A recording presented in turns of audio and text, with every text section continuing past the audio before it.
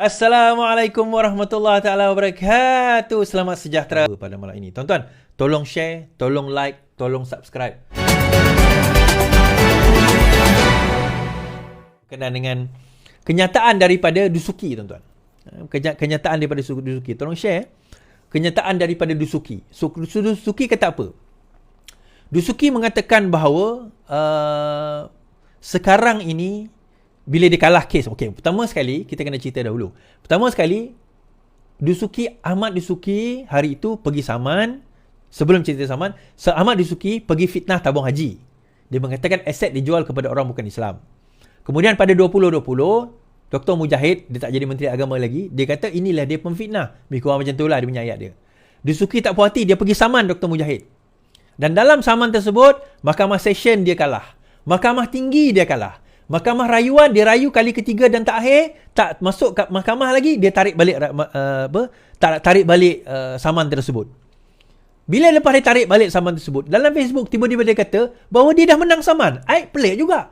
Dia yang tarik balik, dia yang kalah saman, tapi dia kata dia menang. Dan dalam kenyataan tersebut dia kata bahawa orang itu salah dan dia kata Dr. Mujahid ini sebenarnya memfitnah.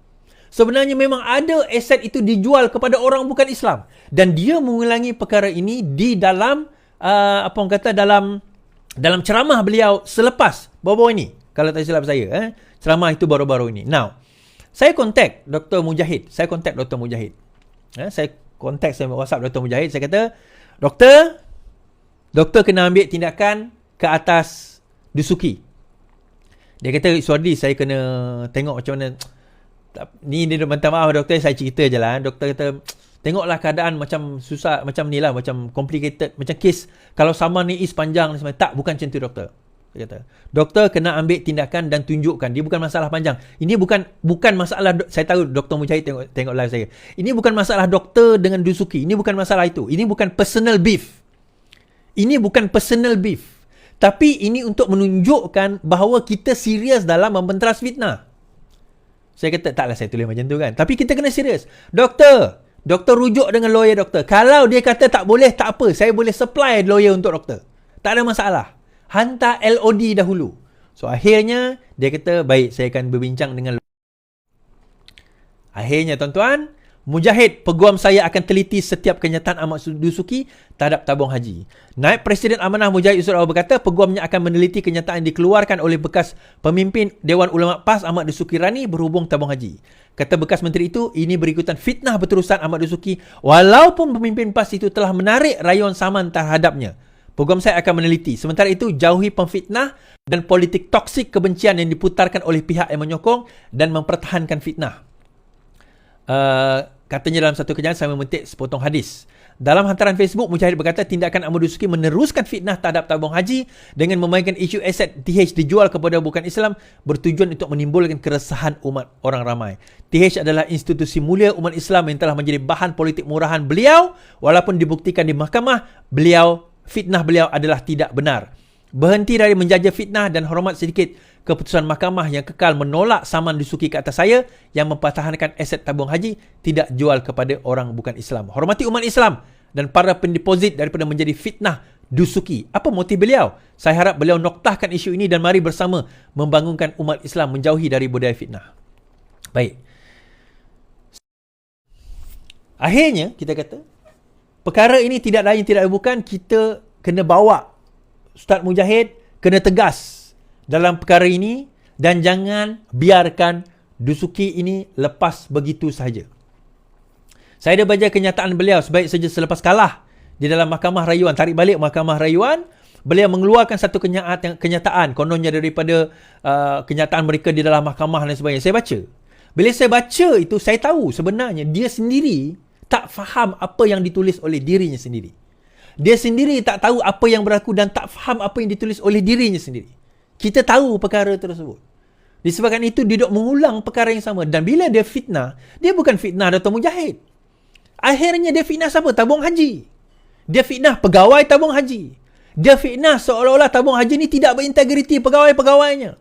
Dr. Mujahid ni membela. Sebab itu saya cakap Dr. Mujahid, perjuangan kamu, doktor, untuk nak melawan Dusuki ni bukan perjuangan kamu melawan Dusuki.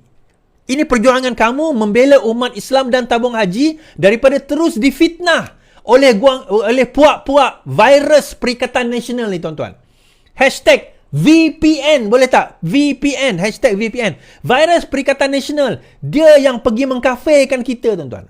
Dia yang pergi mengharamkan kita. Dia yang pergi memfitnah kita. Tetapi dia play victim. Seolah-olah mereka lah sebenarnya yang terkena fitnah.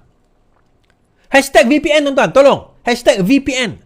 Virus Perikatan Nasional inilah yang akhirnya merosakkan umat Islam, yang merosakkan negara kita. Dia macam ni, tuan-tuan. Orang macam saya yang pakai baju t-shirt, tak pakai kopiah, walaupun ada janggut sedikit sejemput ni, kami bercakap tentang Islam, tetapi kami tak membawa apa-apa konotasi sebab orang tahu kami ni bukan bidang kami. Orang tak akan mudah terpengaruh kalau mereka ada ilmu. Kalau saya bercakap benda yang tak betul lah. Kalau saya bercakap benda betul, orang akan percaya. Tetapi orang yang berserban, berjubah, yang berceramah tentang agama, semua dia cerita tentang tentang akhirat, tentang apa orang kata kita hendaklah kembali kepada Allah SWT, tentang hari kiamat, kita hendaklah ingat syurga neraka. Tiba-tiba dia bercakap soal fitnah. Oh, macam ni, tuan-tuan. Kalau tak banyak sikit, orang akan percaya. Dan orang akan mula hilang kepercayaan terhadap institusi tabung haji. Mereka Dusuki ni, dia bukan memfitnah Dr. Mujahid. Dia memfitnah tabung haji. Itu yang dia lakukan.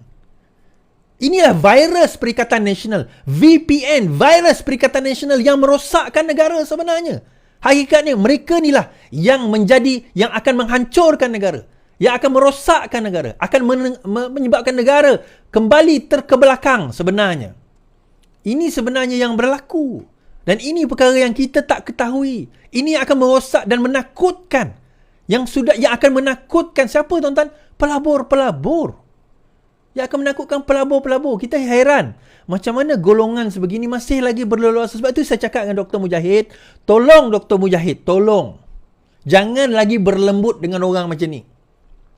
Jangan lagi berlembut dengan orang macam ni.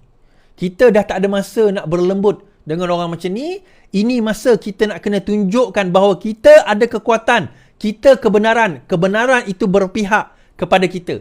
Tak usah lagi kita rasa takut, kesian. Nanti macam ni, macam tu. Tak payah dah. Kita dah tak payah. Kalau boleh letak 10 juta, 100 juta tu letak kat dia. Senang cerita. Kan? Senang cerita. Okay? Senang cerita. Macam itulah keadaan yang perlu kita lakukan sekarang ini. Baik. Dalam masa